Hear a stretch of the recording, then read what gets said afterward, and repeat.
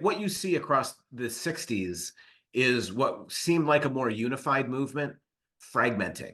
And so out of that fragmentation comes the Asian American movement that really sort of comes into its own in the 1970s, but is growing out of the civil rights movement. Feminism grows out of the civil rights movement. The gay rights movement grows out of the civil rights movement.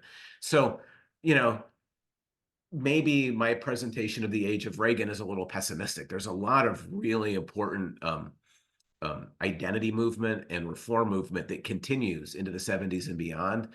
But yeah, I guess have you all seen the picture of 1968, the Olympics in Mexico City, where the two African-American track stars for the United States put up their fists in a Black Power kind of salute?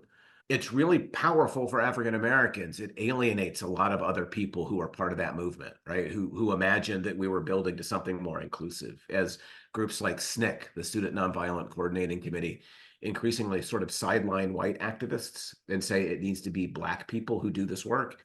It's fragmenting that movement. A lot of women found the civil rights movement an uncomfortable place to be. It was not particularly open-minded about empowering women. And one of the impetuses behind the feminist movement is women leaving the civil rights movement and saying, like, we need to work on our issues, right? Which is the same with the Asian American movement.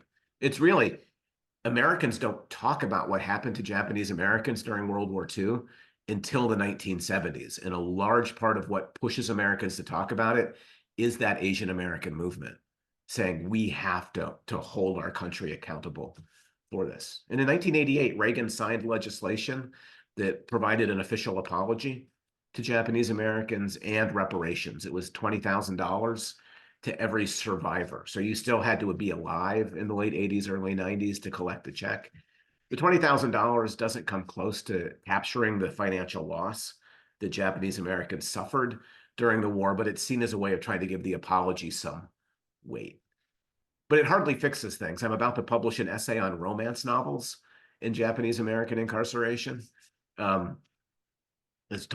Speaking about like Mr. Grybos, things I never thought I would say out loud. Like if you told me 20 years ago I was going to write about Danielle Steele, I would have been like, that's the most ridiculous thing I have ever heard.